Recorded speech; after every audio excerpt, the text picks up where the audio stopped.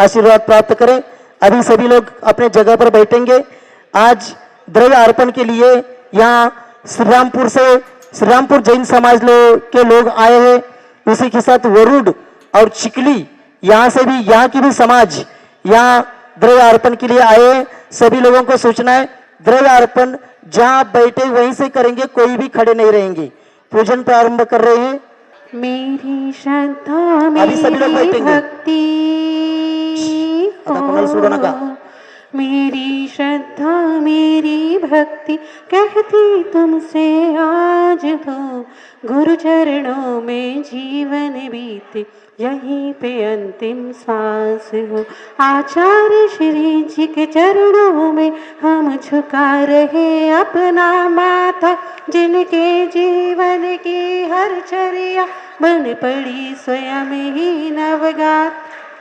आगम का वह सुधा कलश जो बिखराते हैं गली गली, जिनके दर्शन को पाकर के खिलती मुरझाई हृदय कली। ओम ह्रूम परम पूज्य संत शून्य आचार्य भगवान विद्यासागर जी महामनिंद्र अत्र उत्तर सवष्टि आह्वाननम अत्र तिष्ठतिष्ठोट स्थापनम अत्रम सन्नितोट स्थापनम सनदीकरणम। सांसारिक विषयों में पढ़कर मैंने अपने को भरमाया, इस राग द्वेष की वैतरणी से अब तक पार नहीं पाया। तब विद्या सिंधु के जल कण से भव कालुष धोने आया हूँ। आना जाना मिट जाए मेरा, यह बंध काटने आया हूँ। ओम ह्रूम परम पूज्य संत शून्य आचार्य गुरुदेव विद्यासागर जी महामनिंद्राय जन्म जरा मृत्युनाशनाय जलम निरूपामिति स्वाहा। क्रोध अनल में जल जल कर अपना सर्वस्व लुटाया, निज शांत स्वरूप न जान सका जीवन भरे से भुलाया है। चंदन सम शीतलता पाने अब शरण आपकी आया हूँ। संसार ताप मिट जाए मेरा, चंदन वंदन को लाया हूँ। ओम ह्रूम परम पूज्य संत शून्य आचार्य गुरुदेव विद्यासागर जी महामनिंद्राय संसार ताप विनाशनाय चंदनम निरूपामिति स्वाहा। जड़ को ना मैंने जड़ समझा नहीं, अक्षय निधि को पहचाना। अपने तो केवल सपने थे भ्रम और जगत का भटकाना। चरणों में अर्पित अक्षत है, अक्षय पद मुझको मिल जावे, तब ज्ञान अरुण की किरणों से यह हृदय कमल भी खिल जाए। ओम ह्रूम परम पूज्य संत शून्य आचार्य भगवान विद्यासागर जी महामनिंद्राय अक्षय पद प्राप्तय अक्षतम निरूपामिति स्वाहा। इन विषय भोग की मदिरा पी में बना सदा से मत वाला, तृष्णा को तृप्त करे जितनी उतनी बढ़ती इच्छा ज्वाला। मैं काम भाव विध्वंस हेत मन सुमन चढ़ाने आया हूँ। यह मदन विजेता बन ना सके, यह भाव हृदय में लाया हूँ। ओम ह्रूम परम पूज्य संत शून्य आचार्य भगवान विद्यासागर जी महामनिंद्राय कामबाण विनाशनाय पुष्पम निरूपामिति स्वाहा। इस क्षुधा रोग की व्यथा कथा भव भव में कहता आया हूँ। अति भक्ष्य भक्ष्य बखे फिर भी मन तृप्त नहीं कर पाता। नैवेद्य समर्पित करके मैं तृष्णा की भूख मिटाऊंगा। अब और अधिक ना भटक सकूं, यह अंतर बोध जगाऊंगा। ओम ह्रूम परम पूज्य संत शून्य आचार्य भगवान विद्यासागर जी महामनिंद्राय क्षुधा रोग विनाशनाय नैवेद्यम निरूपामिति स्वाहा। वो अंत अंधकार से व्याकुल हो निज को नहीं मैंने पहचाना। मैं राग देश में लिप्त रहा, इस हाथ रहा बस पछताना। यह दीप समर्पित है गुरुवर, मेरा तुम दूर भगा देना। तुम ज्ञान दीप की बाती से मम अंतर दीप जला देना। ओम ह्रूम परम पूज्य संत शून्याचार्य गुण विद्यासागर जी महामनिंद्राय मोहंधकार विनाशनाय दीपम निरूपामिति स्वाहा। इन्हें अशुभ कर्म ने घेरा है, मैंने अब तक यह माना था।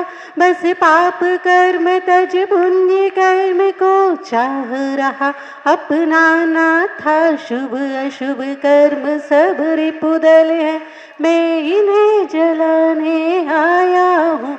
इसलिए गुरु जी के चरणों में अब धूप चढ़ाने आया हूँ। ओम ह्रूम परम पूज्य संत शून्याचार्य गुण विद्यासागर जी महामनिंद्राय अष्टकर्म दहनाय धूपम निरूपामिति स्वाहा। भोगों को इतना भोगा कि खुद को ही भोग बना डाला। साध्य और साधक का अंतर मैंने आज मिटा डाला। मैं चिदानंद में लीन रहूं, पूजा का यह फल पाना है। पाना था जिनके द्वारा वह मिल बैठा, मुझे ठिकाना है। ओम ह्रूम परम पूज्य संत शून्याचार्य गुण विद्यासागर जी महामनिंद्राय मां मोक्ष फल प्राप्तये फलम निरूपामिति स्वाहा। जग के वैभव को पाकर मैं निश दिन कैसा मस्त रहा। चारों गतियों की ठोकर को खाने में ही अभ्यस्त रहा। मैं हूँ स्वतंत्र ज्ञाता दृष्टा, मीरा पर से क्या नाता है। कैसे अनर्ग पद पा जाऊं, यह अरुण भावना भाता है। ओम ह्रूम परम पूज्य संत शून्याचार्य भगवान विद्यासागर जी महामनिंद्राय आनर्घ्य पद प्राप्तये अर्घ्यम निरूपामिति स्वाहा। पूर्णायु हो दीर्घायु हो आप शतायु हो, आप शतायु हो। हम सब की आयु लग जाए, आप चिरायु हो, आप चिरायु हो। शाश्वत हो शासन गुरु तेरा, शाश्वत हो शासन गुरु तेरा। शरण भी शाश्वत हो, मेरे चारों धाम के तीरथ विद्यासागर हो। ओम नमः सिद्धेभ्यः, ओम नमः सिद्धेभ्यः, ओम नमः सिद्धेभ्यः। अहिंसा परमो धर्म की आचार्य गुरुवर श्री कुंद कुंद भगवान की, आचार्य गुरुवर श्री ज्ञान सागर महाराज की, बोलो आचार्य भगवान विद्यासागर जी महामणि राज्य की, समस्त आचार्य संघ की।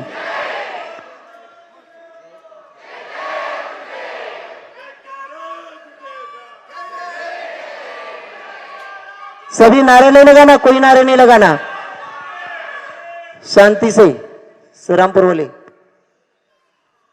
एक बार जाइएगा तो बहुत अच्छा लगेगा, और इस प्रकार ज़्यादा करेंगे तो आप ही बोलो, हम सुन लेते।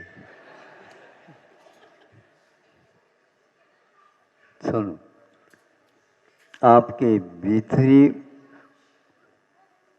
उछाल बाहर आ रहे हैं, उसको संयत बनाओ और सुनो।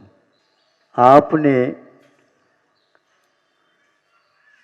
देखा होगा घर में या और अन्यत्र घी रखा था भगोनी में, उसके ऊपर से दूध डाला 2-3 किलो,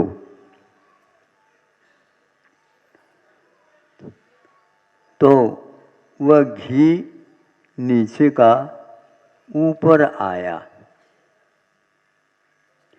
उस पर दूध ने हंगामा किया। नहीं समझे? उसमें कहा कि हमारे भीतर से आकर के अब हमारे ऊपर ही आप अपना शासन चलाते हो, हम इसको नहीं होने देंगे।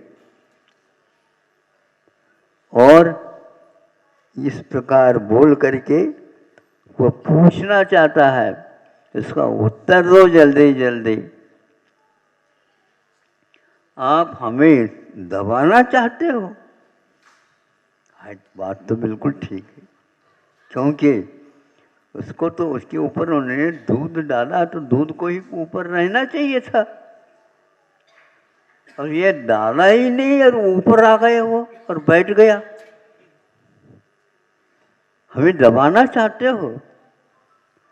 तो घी ने धीरे से उत्तर दिया, भैया हम आपको क्यों दबाए? हम आपको क्यों दबाए? आप हमें दबाना चाहो तो दबाओ। आप सुन रहे हैं? हाँ? आप हमें दबाना चाहो दबाओ, अपना आसन बना लो और उसके ऊपर बैठ जाओ आप। दूसरी बात यह है,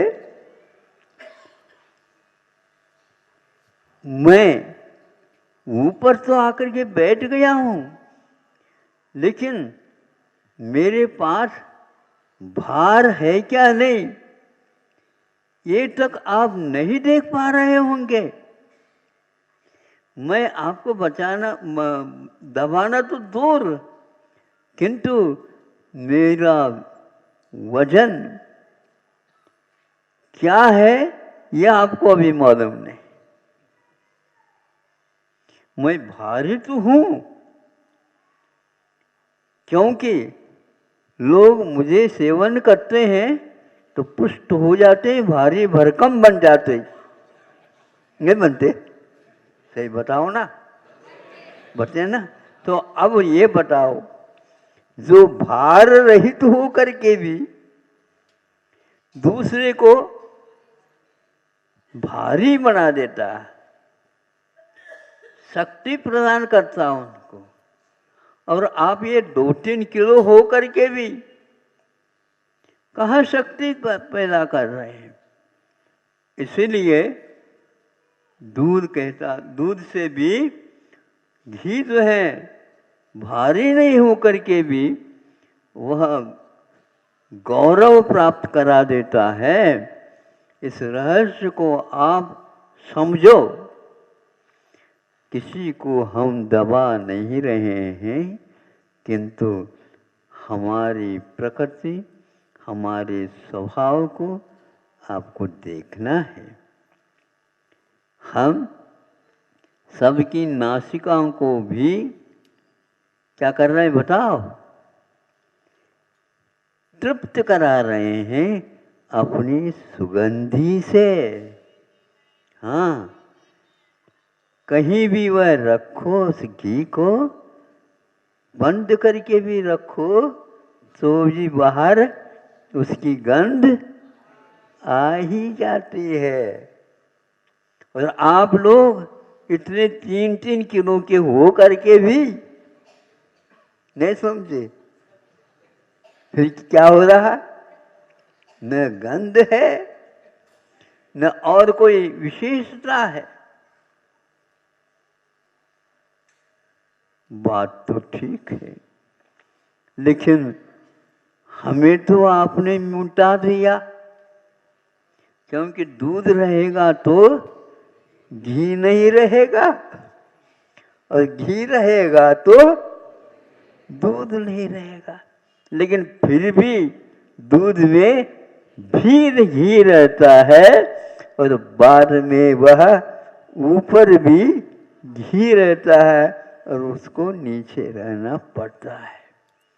ये साधना का एक फल है। जब दूध तपा दिया जाता है तब घी निकलता है, नहीं तो उसी दूध में तृप्ति का अनुभव कर लो।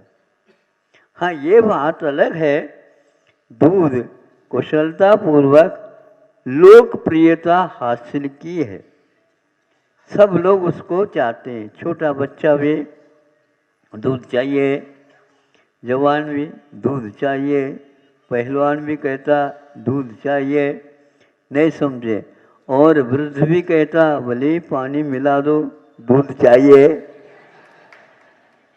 नहीं। हाँ, किंतु जो गुण घृत में है वह और किसी में नहीं, क्योंकि घृत घी कहता है मैं सबको प्रकाश देता हूँ। देखो यहाँ पर भगवान की पूजा होती है तो दीपक दूध का नहीं, काहे के जला रहे बताओ, घी का। इसलिए पूज्य की पूजा दूध की अपेक्षा घी से हुआ करती है, जिससे वह प्रकाश प्रदान कर देता है। और आप उसको जा कर के देखो, उस लोटे में या भगोने में घी रखा है, घी भरा है, तरल हो, उसमें यूं झुक करके देखोगे तो आपका दर्शन स्वयं का भी वह आपको करा देगा। करा देगा कि नहीं? कभी देखा है कि नहीं आप लोगों ने? हैं? हाँ, यदि वह घी जम गया तो उससे वह नहीं दिखेगा। इसलिए ध्यान रखो, अपने यहाँ भी ऐसा ही है। समो शरण में बैठे हैं, लाखों में करोड़ों में है मान लो महाराज, किंतु पूर्व कोटि आयु वाले दादाजी उन्हीं के, वो भी बैठे हैं और नाती भी आकर के वहीं पर बैठा। और लोग पूछते हैं अरे ये तो दादाजी तो ठीक था, लेकिन नाते तो ये 7-8 साल का है, ये क्यों बैठा? सुनो, इसलिए बैठा मुनियों की सभा में, उसको भी रिद्धि प्राप्त है, समझे? समोसरण में ये विशेषता है। पूर्व कोटि वाला पीछे रह गया, उनके जो पिताजी थे वो भी पूर्व कोटि आयु वाले थे, लेकिन अभी वह श्रावक बन करके ही बैठे हैं। दादाजी बेटे तो हैं लेकिन उनके पास रिद्धि नहीं है। और नाती क्या कहता है? पोता, वो कहता है कि रिद्धि है, और उठ करके वह अपने आप ही आकाश मार्ग से चला जाता है, समोसरण की वंदना करके। सारे के सारे लोग देखते रह गए। ये किसका फल है बताओ? ये उम्र का फल नहीं है, किंतु यह एक प्रकार से उसकी आंतरिक साधना का फल है।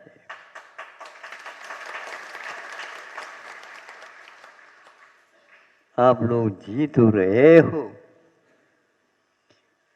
जीवन जी तो रहे हैं, किंतु उस जीवन में कुछ ऐसी साधना भी करो जिसके द्वारा दोबारा जीवन धारण करना न पड़े। वह क्या जीवन है जिसके पीछे मृत्यु जुड़ी हुई है। मृत्यु के सामने सब लोग कपने लग जाते हैं,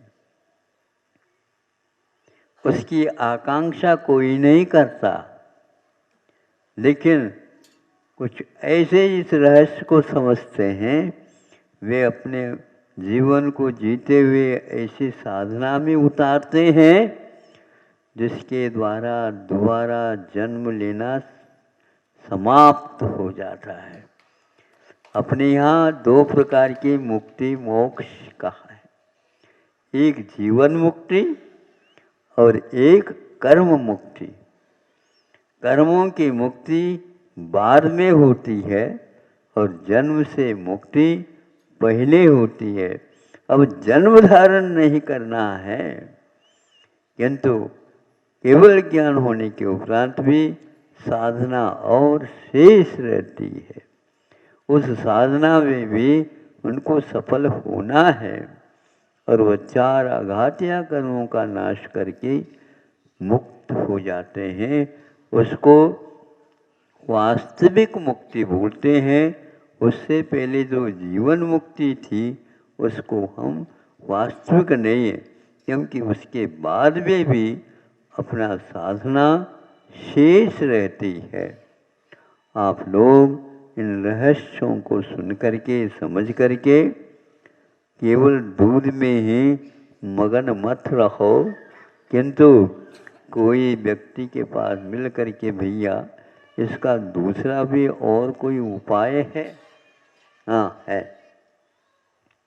एक व्यक्ति तो बोरी में पैसा भर करके ले आता है, अब एक व्यक्ति ऊपर की जेब में ले आता, उससे भी कई गुना इस जेब में है। खींचे कह रहे हो महाराज, वो तो बोरी भर करके ले आया। उठाओ उसको, बोरी भर करके उठा। ये इसमें हीरे के नग हैं 3-4 और वह बाजार को ही हिला देते। अरबों कीमती वाला इसमें रहता है। हम ऐसी साधना करें अब बोरी उठाना न पड़े। अब बोरी उठाए, बोरी में मान लो रोकड़ भरा, क्या म्हणता चला चिल्लर चिल्लर पार्टी रोकड़ को उसी को बोलते हैं। हाँ, तो अब उसको लेकर के क्या कर रहा, एक हमाल को बुलाओ और उसको उठाओ। उठा भी दे तो सिर पर रख नहीं सकते, बहुत भार है। लेकिन ये जो है ऊपर के जेब में रखे, थोड़ी सी पुड़िया में है और वह बाजार को भी हिला देता है और जीवन को वह बहुत एक स्तर दे देता है। हमें ऐसी साधना करना है जो सब लोग देखते रह जाएं। भगवान को भी गौण कर सकते हैं, किंतु 8 वर्ष अंतर मुहूर्त के उस मनोज्ञ महाराज को देख करके यदि उसको रिद्धियाँ प्राप्त हो तो फिर कहना ही क्या। देखते देखते आसमान में लीन हो जाते हैं। ऐसी साधना कैसी हुई है? ये भीतरी साधना है, बाहर से नहीं। इस प्रकार अपने आप को अधर में रखते हुए और वहाँ पर इतनी तेजी के साथ चला जाता है, सेकंड नहीं लगता, वह यहाँ से समूह शरण में पहुँच जाता है। समूह शरण में अन्यत्र और पहुँच जाता है। यह सारी साधना का एकमात्र आंतरिक साधना का पद है। इसलिए आप लोगों को कम समय में बहुत बड़ा काम करना है। उससे आपको शक्ति का अनुमान नहीं, साक्षात्कार होगा उस शक्ति से। ऐसे आत्मा के साथ शक्ति है, किंतु कषाय यदि करते हैं तो हम उस साधना से वंचित हो जाते हैं और बाहरी संसार की ही वृद्धि हम अपने भावों के द्वारा कर लेते हैं। इसलिए आप लोग दूध और घी के संवाद को भूलना नहीं है, नहीं समझे। और किसी के सामने जाकर के अपना बड़प्पन का प्रदर्शन नहीं कराए। अहिंसा परमो धर्म। बोला आचार्य भगवत विद्यासागर जी महामुनि राज की, समस्त आचार्य संघ की।